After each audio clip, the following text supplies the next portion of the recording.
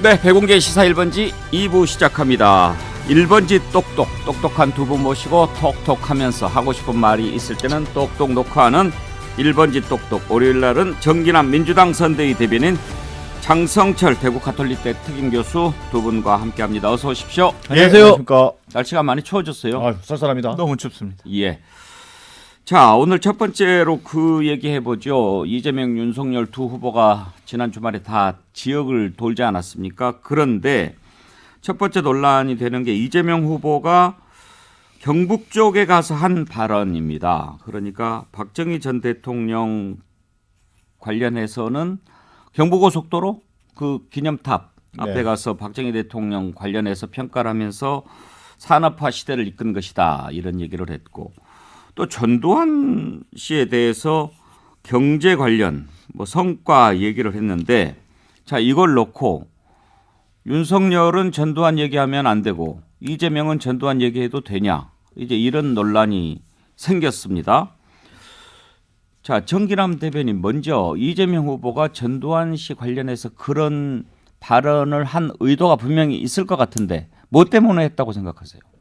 우선은 두 가지 정도 생각해 볼 수 있을 것 같아요. 이게 국가 지도자가 되겠다고 하는 사람이 이를테면 우리 사회의 흑백 논리, 뭐 그다음에 또 예를 들면 진영 논리, 뭐 이런 부분들에 너무 매여 있다가 상대 자체를 그냥 적으로 규정한다든지 원천적으로 부정하는 것들은 좀 우리가 지양해야 되지 않느냐라고 하는 이재명 후보의 특유의 어떤 그 실용적 접근이랄까 이런 것들이 하나 있겠고요. 예.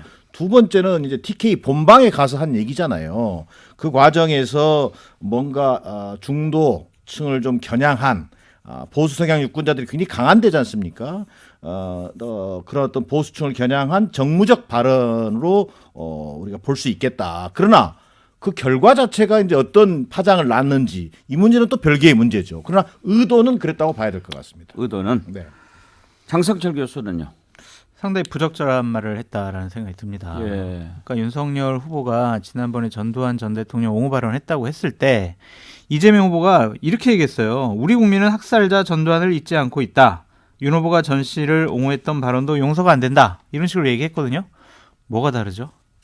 본인은 경제 잘했어요라고 옹호해도 칭찬을 해도 괜찮고, 윤석열 후보는 정치는 잘한 부분이 있지 않습니까? 라고 한 부분은 용서가 안 되고, 이게 뭐가 맞는지 모르겠어요. 왜 그런 발언을 했다고 생각하세요? 결국에는 TK에 가가지고 이제 TK가 배출한 대통령에 대한 공을 얘기를 하면 본인이 거기서 외연확장 하는데 지지율 높이는 데 도움을 받지 않을까라는 생각인 것 같은데, 저는 저는 이 지점에서 궁금해요. 지금 TK나 전두환 씨 고향 가까운 쪽에서 사는 분들은 전두환이는 뭐는 잘했다 이렇게 이야기하면은 공감하는가요? 그러니까 제가 그거를 문의하고 싶은 거예요. 여기 가서 전두환 전 대통령 옹호 발언을 하고 칭찬을 하면 과연 TK에 있는 표들이 이재명 후보한테 좀 더 갈까요? 더 이득일까요? 그러니까 그분들은 지금도 전두환은 잘했다고 생각하는가? 그건 제가 그쪽에 안 살아봐가지고 모르겠습니다. 지금의 유권자들의 의식 수준은요.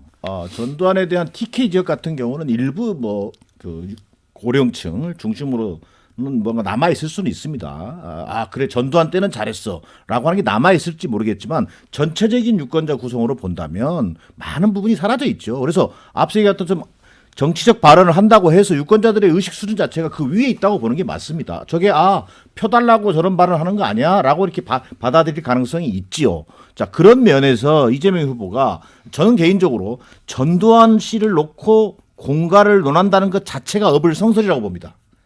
그런 면에서 그러면 이재명 후보는 아까 제가 말씀드렸던 우리 사회가 이제는 좀 한 단계 더 나아가자.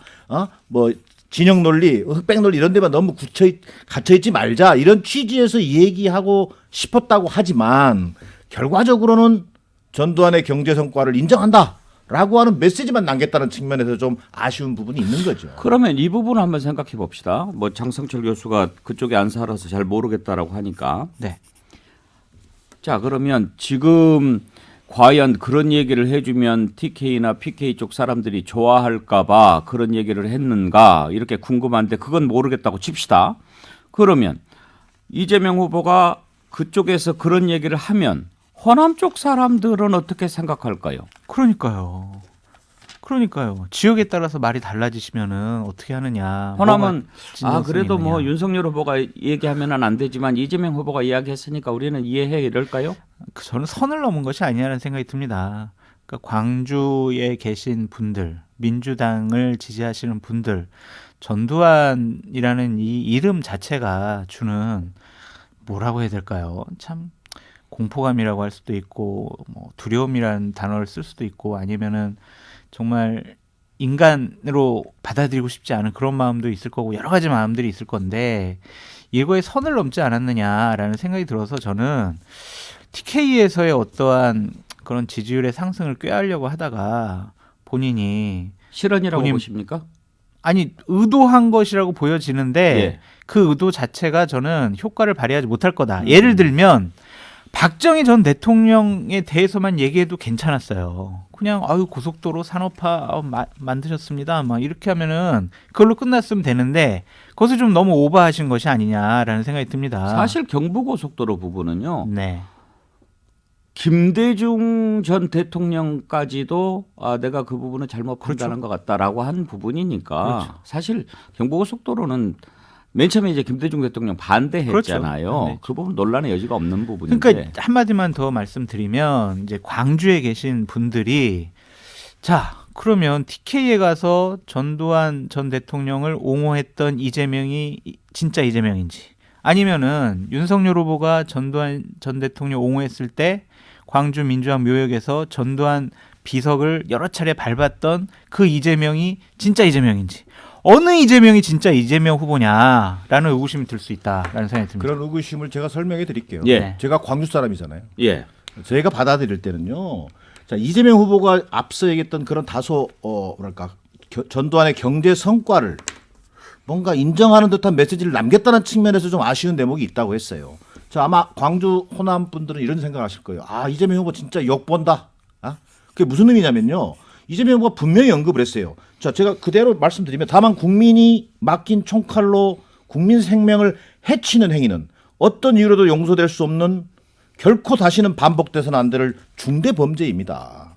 그래서 그는 결코 존경받을 수도 없습니다라고 분명히 못을 받고 이 대목 앞부분에 이제 그 당시에 3조 효과에 힘입은 경제 성장이라고 하는 것을 그나마 일구어냈다라고 하는 것을 이렇게 강조한 건데 이 뒷부분의 말이 분명하게 붙잡고 있기 때문에 저는 이 말을 듣는 광주분들, 광주 호남 분들이 느낄 때는 아 정말 이재명 후보가 욕보고 있구나. 그러나 다소 제가 뭐랄까 좀 중도적으로 말씀드렸습니다만 자, 이것이 이런 발언을 앞세운 실용을 앞세운 중도 뭐 전략 이것의 일환으로 이해는 되지만 도대체 이재명 후보가 어떤 가치를 실현하기 위해서 대통령이 되고자 하는지 이런 부분을 좀 불분명하게 만들어버린다는 측면에서는 다소 좀 한번 되짚어볼 필요는 있다. 뭐 그러니까 이런 이제 판단입니다. 그 전두환 전 대통령이 경제는 잘했다 이게 그냥 일본 종족주의자들, 예. 일본의 산업화론을 옹호하는 자들의 하나의 논리다라고 좀 말씀드리고 싶고 거듭 말씀드리지만 전직 대통령 공과를 따질 수 있지만 국민에게 총뿌리를 겨누고 국민의 생명을 앗아간 그러한 전직 대통령에 대해서는 공을 따질 수가 없다라는 것이 제 예, 입장입니다. 이재명 후보의 전두환 경제 발언 논란이 있어서 그 부분 생각해 봤습니다. 윤석열 후보는 분담 정치 이런 얘기를 요즘에 합니까? 장성철 교수? 그렇죠. 본인은 좀 잘 보이지 않고 예. 김종인 위원장 그리고 이준석 대표가 좀 더 많이 언론에 나오는 것이 아니냐. 분담 정치를 언론이 붙인 겁니까? 윤석열 후보가 직접 얘기한 겁니까? 전 처음 들어봐가지고 잘 모르겠는데요. 어. 그러니까 역할 분담 이거 같은데요. 기본적으로 윤석열 후보는 구도가 좋아요. 그러니까 정권 교체 여론이 좋잖아요. 예. 그러니까 김종인 위원장이 첫 번째 선대위원회 회의 때 얘기했던 실수만 하지 않으면 우리 이번에 이길 수 있어라고 하는 것처럼 공식 일정을 좀 최소화하고 언론 노출을 최소화해서 좀 다른 분들의 역할도 좀 강조하는 그런 역할을 하고 있다라고 보여지고요. 세간에는 이런 얘기도 있어요. 실수만 안 하면 되니까 윤석열 후보 한 2달 동안 겨울잠 자고 나와도 다음번 대선은 야권이 이긴다. 그런 얘기 할 정도로 윤석열 후보가 실수만 하지 않으면 되기 때문에 김종인, 이준석 대표의 역할도 두드러지게 나타나야 된다라는 것이 지금 당의 어떠한 선거 전략이 아니냐라는 대통령 생각이 듭니다. 뽑는 선거인데. 네. 저런 얘기 이게 소위 가만히만 있어도 된다. 그걸 가만히 가만히 전략. 전략이라고 그러더라고요. 가만히 전략. 또 이제 최근에 정치권에서는 침대 축구 하자는 거냐. 뭐 이런 얘기도 나와요. 근데 침대 축구가 결코 상대를 이길 수는 없습니다. 비기는 데는 성공할 수 있을 먼저 한 골 넣은 다음에 침대를 그러면 하겠죠. 모르겠습니다만 그리고 윤석열 후보가 분담 정치를 얘기하는데요. 저는 분담 정치란 말은 고사한 어떤 레토릭인데 실제로 가장 큰 문제는 뭐냐면 윤석열 후보가 보이지 않는 정치라는 거예요. 선거운동이라는 겁니다. 선대위원장 총괄위원장 김종인 있고 당대표 이준석 대표가 있는데 후보가 정점에 선 선대위가 돼야 되지 않겠습니까? 그리고 나머지 선대위원장이라고 하는 것은 그 부분을 좀 데코레이션하고 역할을 함으로 해서 돋보이게 하는 게 목표란 말이에요. 자, 근데 지난주 뭐 청년 간담회인가를 하는데요. 보여지는 모습은요. 청년들이 윤석열 후보하고 대화하고 싶고 청년 정책을 물어보고 싶어 한단 말이에요. 그래서 간담회라는 걸 했던 거 아니겠습니까? 근데 청년들이 묻는 족족 윤석열 후보는 마이크를 이준석 대표한테 건네주기 바빠요. 그래서 심지어는 뭐 댓글에 마이크 전달 뭐 알바냐 뭐 이런 얘기가 나올 정도였단 말이에요. 이게 무슨 얘기냐면 마이크 공포증 이런 걸 떠나서 윤석열 후보가 중심에 서는 선대위, 윤석열 후보를 중심으로 한 분담 이것이 맞춰질 때 분담 정치란 말도 저는 가능하겠다 이런 판단입니다. 예. 팩트 체크만 하겠습니다. 예. 오마이뉴스에서 자꾸 그런 기사가 나가니까 팩트 체크를 했는데 7가지 질문을 했는데 5가지 질문은 윤석열 후보가 대답을 했고 아. 2가지 질문 정도만 이준석 대표한테 패싱을 해줬다.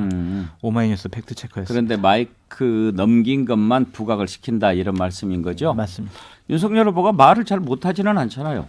말을 뭐 저는 못하지 않나 생각하는데 실수를 줄이고자 하는 예. 뭐 그런 그 일종의 전략의 일환인 것으로 보여지는데 국민들이 느낄 때는 이게 소통을 하기 위해서 간담회를 하고 하는 거 아니겠어요? 그런 면에서 좀 다소 아쉬울 수밖에 없는 거죠. 예, 자 잠시 전하는 말씀 듣고 이어가죠. 네, 배공개 시사 1번지 똑똑 정기란 민주당 선대위 대변인 장성철 대구 가톨릭대 특임 교수 함께 하고 있습니다. 이번에는 어제인가요? 네. 그저 새시대 준비위원회 출범이 언제예요? 어제였습니다. 어제죠. 네. 그 얘기를 좀 해보죠. 김한길 위원장이랑 윤석열 후보가 이렇게 그 제막식 하는 모습 봤는데 거기에 또 김종인 위원장이 또 안 보이더라고요. 그렇죠. 지난번에 선대위 출범식 할 때는 김한길 위원장이 안 왔고 뭐 있어요? 근데 이제 말씀을 드리면 뭐 두 분 사이가 그렇게 뭐 썩 원만하지 않을 것 같다라는 저의 추측과 분석이 있고요. 새시대 추진위원회는 후보 바로 직속의 그 위원회예요. 예.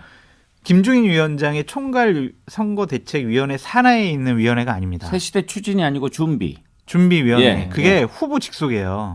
그래서 김종인 위원장이 뭐 특별히 안 와야 가도 되는 되지. 자리는 아니다. 근데 갔어야죠. 어쨌든 총괄선대위원장인데 그 부분 좀 아쉽습니다.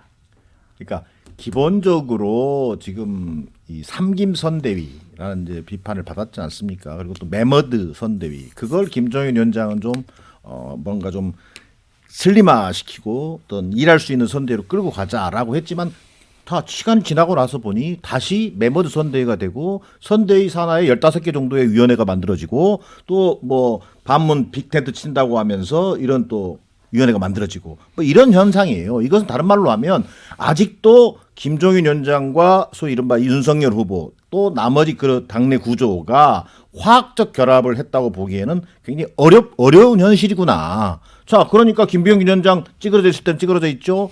또 뭐 김한길 위원장 당연히 선대위원장이 가서 축하해주고 덕담해주고 선대위가 앞으로 어떻게 가야 되는지 이런 얘기들을 해주는 게 맞죠. 그런 면에서 본다면 화학적 결합은 요원하다 뭐 이런 생각입니다. 그러면 하나 물어봅시다. 총괄 선대위원장이 있잖아요. 네. 그러면 김병준 위원장은 그 밑에 있나요? 그 밑에 공동선대위원장. 상임 상임 그 공동선대위원장. 밑에 있고 네. 그러면 새시대 준비위원회는 그 밑에 안 있나요? 안 있고요. 후보가 직속으로 있고 있는 바로 거죠. 직속으로 옆으로 횡적으로 빼놨어요. 그러니까 총괄선대위원회 체제 산하로 안 했습니다. 총괄 선대위원장은 후보 밑에 있나요? 후보 밑에 있습니다. 조직도. 김종인 위원장하고 김한길 위원장은 두 분이 만난 적은 있을까요? 제가 보기에는 저는 언론에서 본 적이 없는 것 같은데요. 근데 민주당에 계실 때도 그때 국민의당에 계셨고 이미 그때도 뭐 넘어온 갈라져 상태이기 있었고. 때문에 개인적으로 뭐 소통을 하거나 그럴 수는 있습니다만 공개적인 자리에서 두 분이 어떤 만나서 네. 무엇을 이렇게 보여주는 모습은 아직까지는 없었던 것으로 그러면 기억합니다. 김종인 위원장하고 김한길 위원장 무슨 사돈 같은 그런 관계인가? 뭐 그 내용까지는 모르겠습니다. 아니 느낌상 느낌 그렇죠. 느낌. 사돈 같잖아요. 사돈 같죠. 뭐 예. 같은 후보 밑에 이렇게 후보를 관계로 이렇게 돼 있는데 네네네. 왠지 좀 거시기한 가깝고도 먼 그렇습니다. 사돈관계라고 네. 말씀하시는 거예요. 그러니까 왠지 뭔가 삼김선대위라는 틀로는 보이기 싫고 또 그러면서 후보와 직속으로 거래한다는 느낌을 김한길 위원장은 갖고 싶고 김정인 위원장은 김한길 위원장과 나는 동급이 아니고 이 전체 선거를 총괄하는 입장이기 때문에 나랑 또 같이 할 이유는 없다. 뭐 이런 말 그대로 엉거주춤한 동거 체제. 뭐 이렇게 볼 수밖에 없는 거죠. 엉거주춤한 거라기보다는 좀 역할과 영역이 좀 구별돼 있다라고 예. 표현하고 싶습니다. 하여튼 뭐 그래도 다 이렇게 그 어떤 새로운 후보를 위한 준비위원회가 만들어진 거니까 다 모여서 박수 치면 그거를 더 좋다고 하지. 그럼요. 뭐 그렇게 하겠어요. 아무튼 맞습니다. 뭐 이걸 또 어떻게 볼지 그건 또 나중에 한번 반응을 보기로 하고 김종인 위원장의 뒤끝은 확실히 있는 것 같습니다. 김한길 위원장하고 뒤끝 안 좋을 거 있나요? 아니 그냥 그 자체가 싫은 거죠. 본인이 그냥 단촐하게 이렇게 해서 선거 쫙 지휘해야 되는데 그럼 맨 처음에 새시대 준비위원회도 반대했을까요? 그거는 모르겠습니다. 그거는 그건 김종인 위원장 입장에서는요. 뭔가 앞서 언급했지만 본인의 어떤 지휘 권한이 일사불란하게 관철되는 이런 선대위를 선호했던 것이고 또 그런 스타일이죠. 그런 면에서 본다면 뭐 국민통합 예를 들어서 김한길, 박주선, 뭐 김동철, 전원 이런 사람들 모셔온다고 국민통합 되겠냐라고 대단히 회의적이고 예. 불편한 발언을 실제 한 적이 있죠. 그러니까 선대위 구성과 갈등이 좀 있었을 때 김종인 위원장이 김병준 위원장에 대해서는 상당히 좀 비토하는 멘트가 많이 나왔었는데 김한길 위원장과 관련해서는 그렇게 직접적인 언급을 한 적은 없는 것 같습니다. 새시대 준비위원회는 주로 어떤 일을 하게 되나요? 통합이죠. 통합. 그냥 예를 들면은 진영을 넘어서서 어떤 대한민국의 하나의 통합하는 국민들 하나로 통합하는 그러한 위원회로 보여지고요. 그냥 중도층이나 이제 진보 쪽에 계셨던 분들 중에서 정권 교체를 원하는 분들을 좀 하나로 모으는 웅덩이 같은 역할을 하지 않을까 세력 싶습니다. 확장 기구인가요? 그렇습니다. 그러니까 이름만 새시대 준비죠. 그 새시대가 새로운 미래를 대비하고 4차 산업혁명 시대에 우리의 미래, 산업 이게 아니라 어쨌든 국민 통합을 통해서 갈등 없는 대한민국을 만들겠다라는 의도로 그러면 보여집니다. 이렇게 볼 수 있나요? 일단 김한길 위원장이잖아요. 네. 그리고 박주선, 김동철 전 의원 이런 분들 서 계시던데 네. 그 전에 민주당이었지만 이재명 후보 별로 안 찍고 싶은 사람은 이쪽으로 오세요. 우리가 방을 만들어 놨습니다. 이런 건가요? 그렇게 볼 수 있습니다. 그러면서 그릇을 좀 키우겠다. 자, 이것은 꼭 예를 들어서 국민의힘의 당에 입당하지 않아도 된다. 자, 우리 이 플랫폼에 와 있으면 우리가 정권 교체에 기여하는 거다. 또 정권 교체 만약에 정권 교체가 되면 우리가 또 우리의 목 뭐 이런 것도 있을 수 있다. 뭐 이런 어떤 그 말할까 개념으로 반문 빅텐트라는 걸 치면서 새시대위원회를 만들었는데 잘 생각해 보십시오. 자, 과거에 박근혜 정권 때 이를테면 구 동교동계 소위 그 DJ 비서였던 예. 하나갑 전 예. 의원이 합류하는 문제라든지 또 뭐 한광옥 비서실장이 합류하는 문제. 자, 그분들이 무슨 역할을 실제 했다고 기억하십니까? 비서실장 하셨잖아요. 사실상 실질적인 역할이라기보다는 뭐 말 그대로 그 정권이 설사 교체된다 하더라도 그 정권의 액세서리 역할 외에는 특별히 그분들이 끌고 올 만한 또 이렇게 진보 진영, 중도 진영의 유권자도 저는 없다라고 보여집니다. 그러면 새시대 준비위원회를 딱 겨냥한 것은 아니지만 김종인 위원장이 그 부분에 부정적인 시각을 갖고 있는 것은 짐작할 수 있겠네요. 왜냐하면 그때 그런 얘기를 했거든요. 한광옥 위원장 뭐 이렇게 뭐 하고 그랬는데 뭐가 그게 뭐 도움이 됐어 뭐 이런 얘기 하지 않았나요? 그러니까 오로지 김종인 위원장은 이번에 본인이 선대위를 끌고 가는 데 있어서 표에 도움이 돼? 외연 확장이 돼? 우리가 선거 이기는데 한 표라도 더 도움이 돼? 이걸로 판단하는 것 같아요. 근데 본인만 있으면 됐지. 뭘 이런 기구를 만들어. 쓸데없는 짓이야. 라고 생각하는 것 같습니다. 새시대 준비위원회에 또 어떤 사람들이 들어올지도 좀 지켜볼 대목이네요.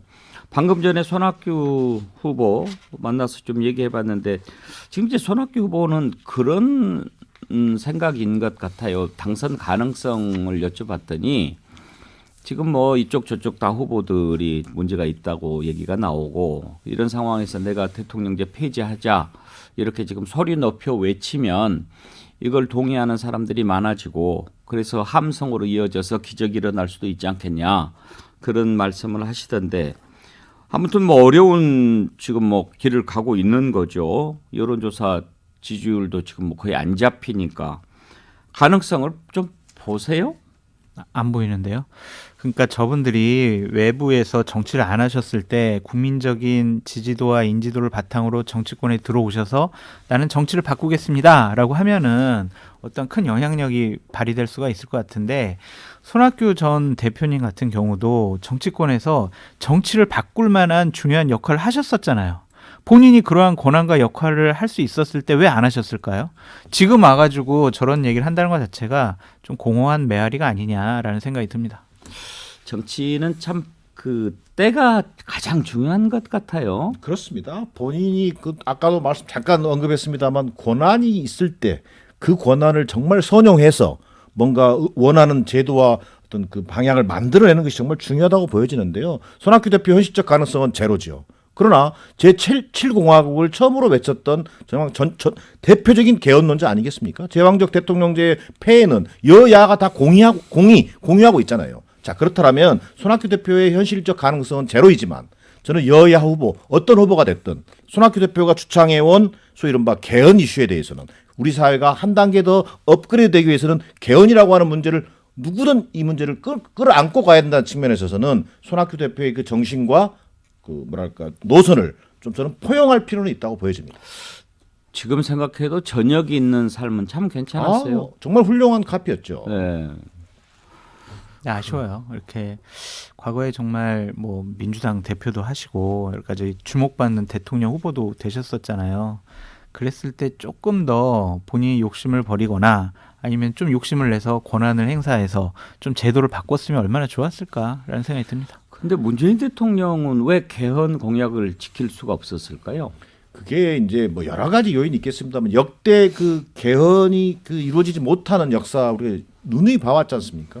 집권 초기에 소위 이른바 어떤 국정 운영의 동력으로서 개헌을 추진하지 않으면 저는 개헌은 늘 불가능했던 것으로 우리 개헌의 역사가 얘기해주고 있거든요. 가장 큰 거는 임기 때문에 그런가요? 욕심 때문에 그런 것 같습니다. 본인이 개헌을 하게 되면 본인의 권한과 아니 자기 다음부터 적용하면 되는 거 아니에요? 근데 그렇더라도 권한이 많이 축소될 수도 있고 저분은 이제 이걸로 끝이구나라고 생각할 수가 있고 권력 자체가 다른 쪽에 넘어가는구나라고 생각을 해서 권력 장악력이 상당히 줄어드는 것을 두려워한 것이 아니냐.